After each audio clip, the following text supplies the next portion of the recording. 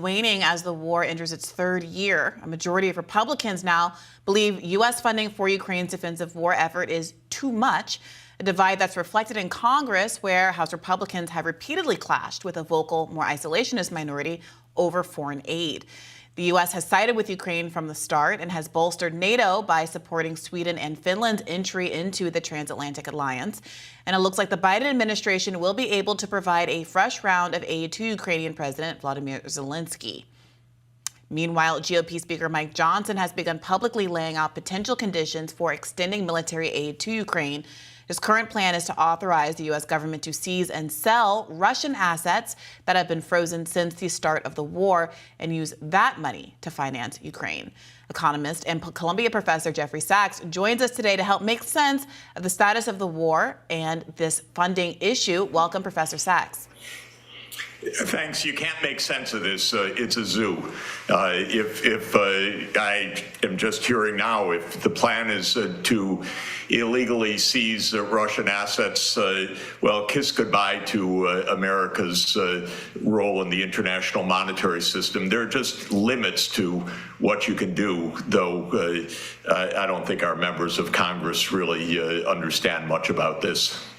So can you speak to what you think should be happening here? Obviously, there is some friction within the Republican caucus.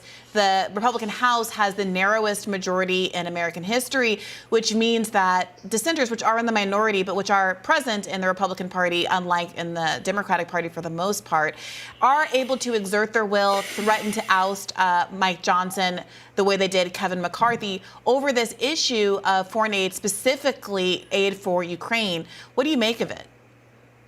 Well, first of all, this is purely money down the drain.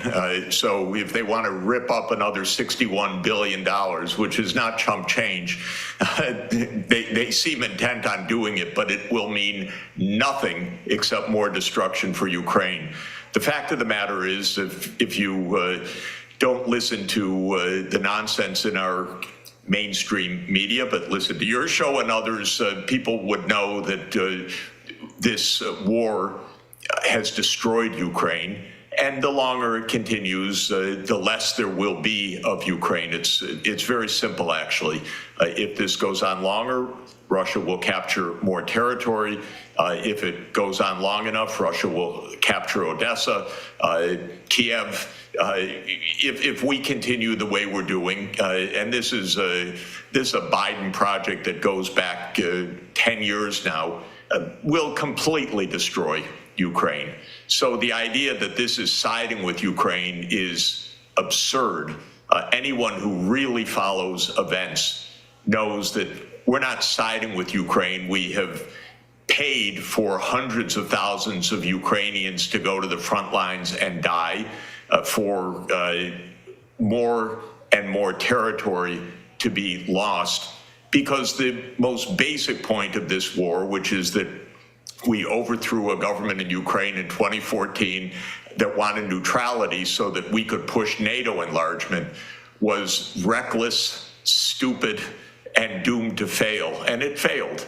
Now Biden is just trying to hide the failure to get past November, but the failure is seen on the battleground every day. If the Republicans play into this, it's unbelievable. Shame on them.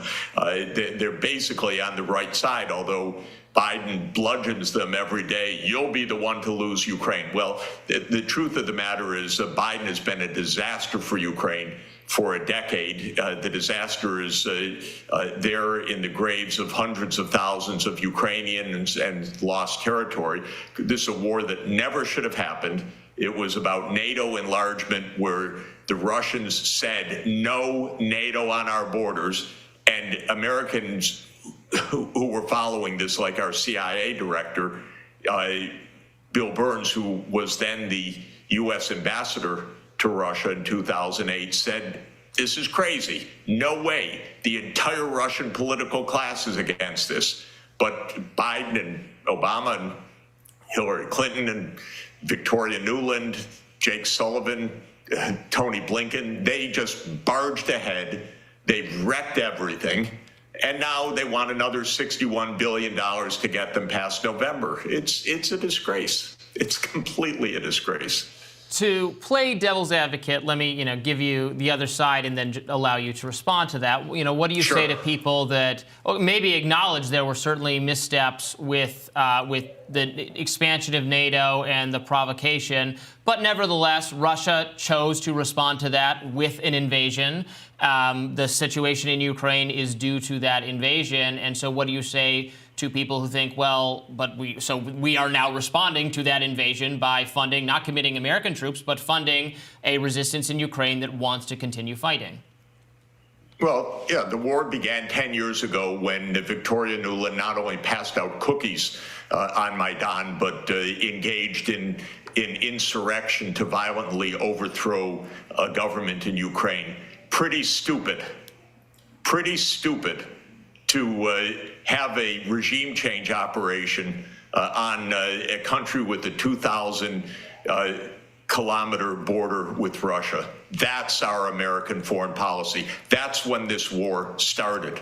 This war didn't start in February 2022. It started in February 2014. It started with Nuland. It started with Blinken. It started with Sullivan. It started with Biden, who was a key person in that whole thing. And then the fighting went on for 10 years. And then in December 2021, Putin said, look, stop the NATO enlargement. We can avoid an escalation. I talked to the White House at that point. Nah, we don't stop anything. They just thought they had all the cards. We're going to cut them out of the SWIFT banking system. We're going to bring the economy to the knees. Bunch of nonsense by ignorant people. And so Putin escalated. He didn't start the war. He escalated the war. And within basically a week, Zelensky said, okay, we can be neutral. And the Turks mediated negotiations.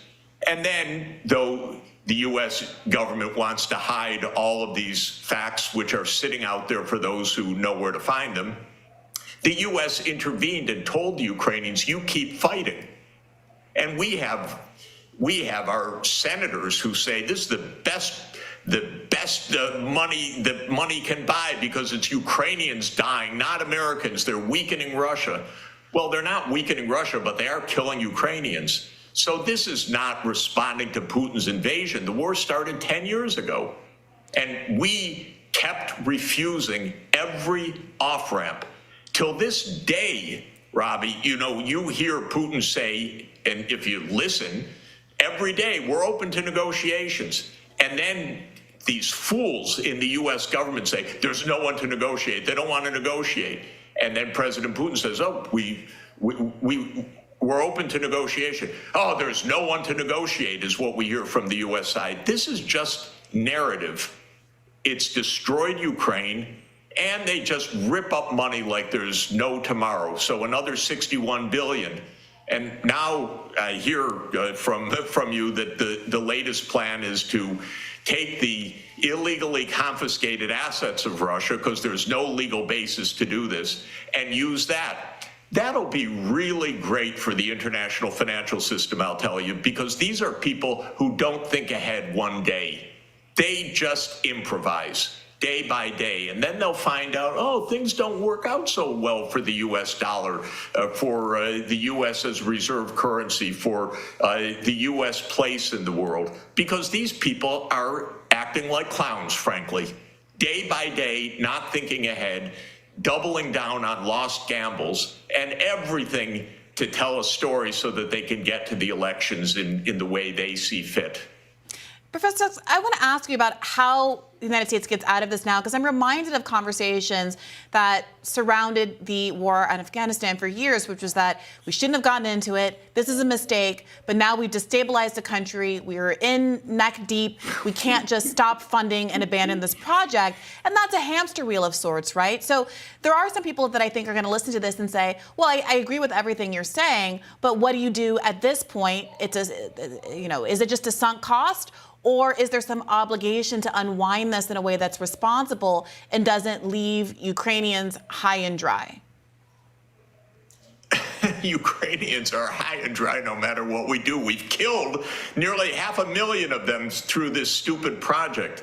And the ones that throw good money after bad are the ones themselves that are personally culpable for this. This is Biden's project.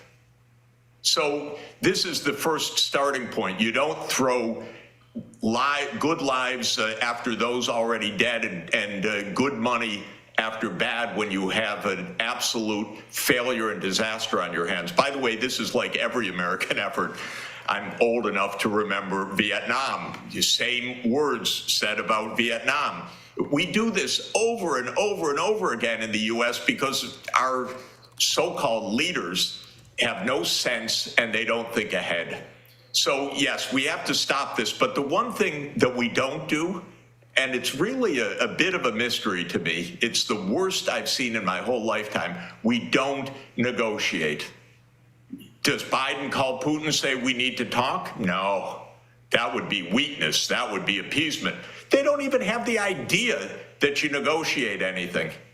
And, you know, if you try everything by a military approach and a failed one, and you do it in these proxy wars where it's the people themselves in these countries that are dying on the front lines, and you don't know anything about diplomacy, well, you make a complete mess of the world.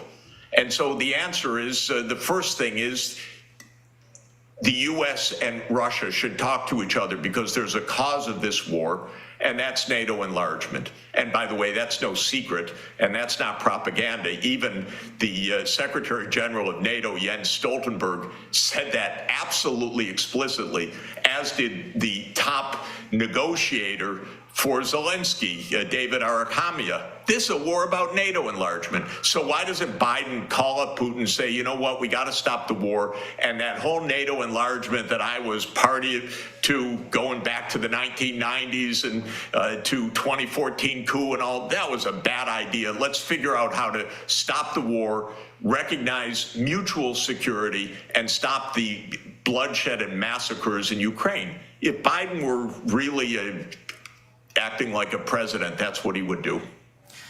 It's been about a year since a group of economists wrote an open letter about you, accusing you of denying the agency of Ukraine, peddling Putin talking points, all of those kinds of things. It's a year later. How do you respond to them? Well, I don't respond. I tell them, I told you so. I told them so from the beginning, that this would be a complete disaster for Ukraine.